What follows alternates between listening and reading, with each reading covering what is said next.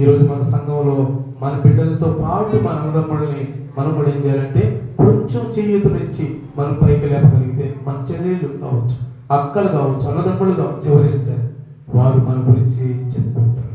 ఈరోజు ఆ సహోదరి ప్రేమ మనలో కనుకుంటే నిజంగా దేవుడు మనల్ని ఏం చేస్తాడంటే ఆయన మనల్ని బలపరుస్తాడు. అందుకనే పౌలు గారు ఆ సంఘంలో ఇవి లేవని వాళ్ళందరికీ చెప్తున్నాడు. ఏమని చెప్తున్నాడంటే మీరు సహోదర ప్రేమ కలిగి ఉండండి, సహోదర ప్రేమ కలిగి మీరు మీ కుటుంబాలు జీవిస్తే ఎంత బాగుంటాయి, ఏమంటే ఎంత అన్యోన్యంగా ఉంటాయి అని చెప్తూ, అందుకనే ఈ 4 విషయాల గురించి చెప్పాడు. ఏమని చెప్పాడు? 4 విషయాలు.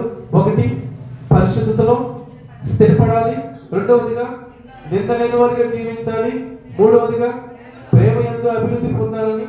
4వదిగా సహోదర ప్రేమ కలిగి ఉండాలని. ఇవన్నీ ఆ సంఘంలో లేవేమో అని చెప్పాడు. ఈరోజు మన సంఘంలో లేకపోతే